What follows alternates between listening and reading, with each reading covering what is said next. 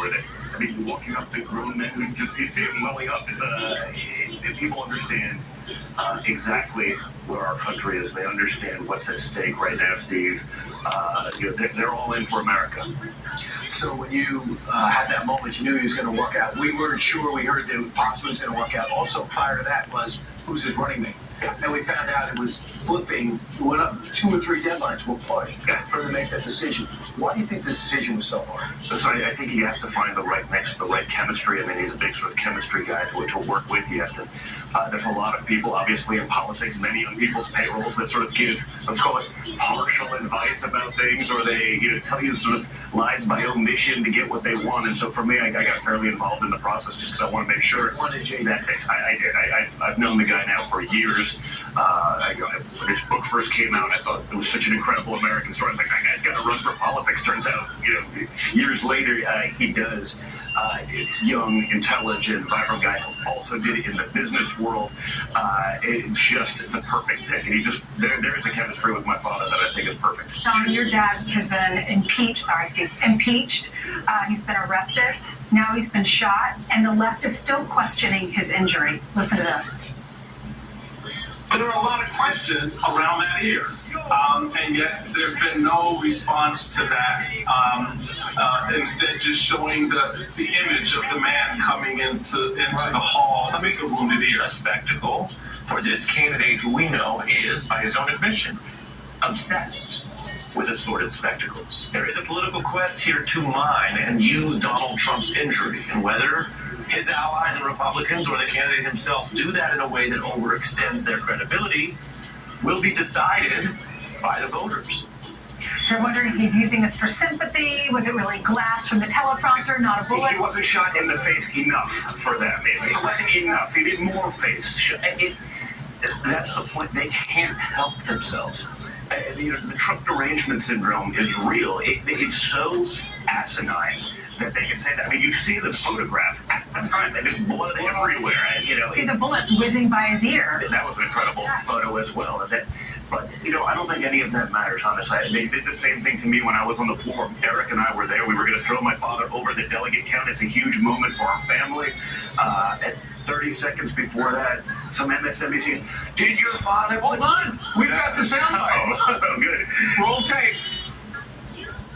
I think he did spend a lot of time changing up the message of what it's been. He's been under constant attack, but it's a different time in America. A lot's happened in 48 hours. What is that change going to look like, Don? What practically, your father as president, I think you would even say it was a divisive figure. What's it going to look like in a second term?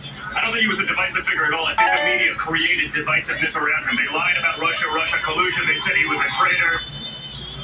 As you were saying, that wasn't the part. The part when he came out, he said this. He said, oh, will there be another child separation policy? You separated the cows before. Yeah, and instead of talking about cages, I'm like, 30 seconds before this, 48 hours after my father was shot, I go, you mean the Obama cages? Right. And he goes, that wasn't true. I go, but it is true. It's 100% true. He's been fact-checked since. And I just said, you know what, honestly, you're a clown. Yeah. Just go away. I think, why am I even wasting my time? Because 48 hours ago, my father was shot in the head. Yeah. And they can't stop. Right? This is the same as what they did with Russia. Even when they knew it was wrong, they kept going it. It was impeachment 1, it was impeachment 2. Democrats, just as bad. They're out there, they're trying to bankrupt our family, they're trying to take away my father's businesses. When that doesn't work, they try to throw him in jail. And of course, when someone spends years calling you Hitler and a fascist and a this, and by the way, not just my father, half of the country. What do you expect? So now let's talk about that. Let's talk about the assassination attempt. I told Eric, he's normally the chill one. Normally you're the one. And when I saw Eric upset, then I knew that we have reached rock bottom. Fire breather. The person that was saying, which son said that? Was it Don? It was Don. It was he fired up. So we found out that, of course, the assassination attempt happened, but then we later find out that the Iranians, weeks before, had been planning an assassination. You would think they would step up the security measures, but to see such failure there, that has to be infuriating. It is. I'm a pissed off son because of that. And by the way, as a shooter and someone, by the way, I said hi to guys that were part of my detail. So I have the detail. I don't have one now, but I had a detail. I've seen my fathers for 8 years. I shoot with these guys because I'm a competitive shooter.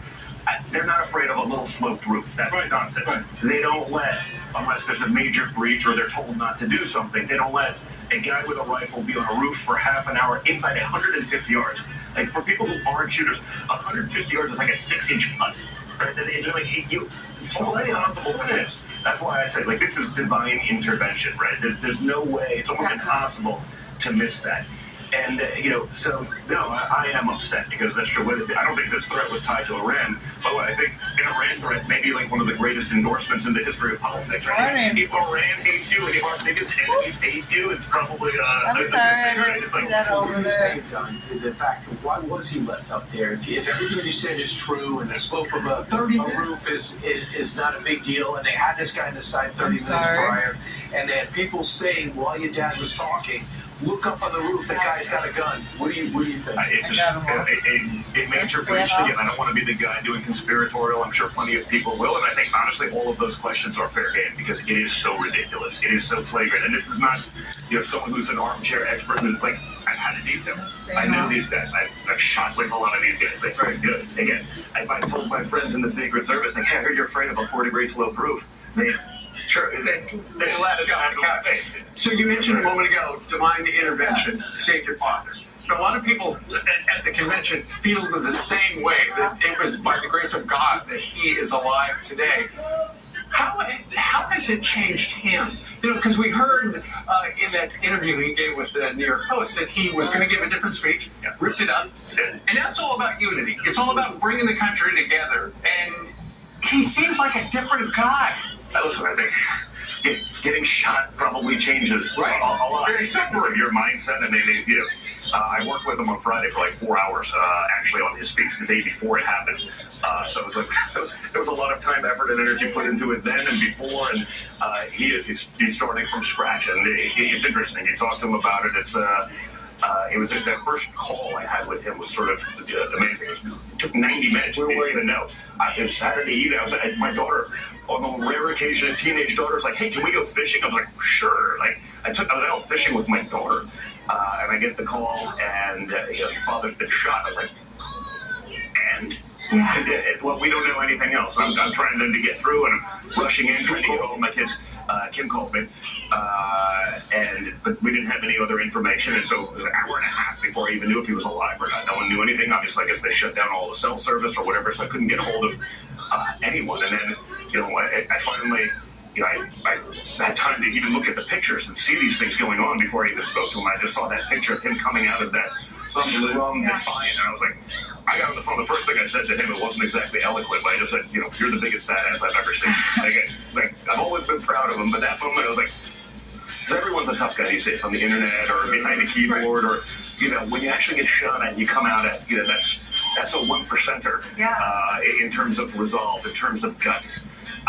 And so that was amazing, and sort of opened up the door for some other levity, and that's when it was like, the adrenaline dump after that was pretty crazy. That was an emotional roller coaster. I know my daughter, we had to talk to her about it because we knew she'd hear about it, and we wanted her to hear it from us. She had so many questions. How did your children react to it? Because this is not the president, this is their grandfather. And how did Barron had a hard time? He had a hard time with it. He's fine, but he had a hard time with it. And it was interesting. I'm trying to explain to my 10-year-old daughter, what's going on. My 17-year-old was with me. My other kids, it's all different. So you almost have to approach them all differently with their personalities. And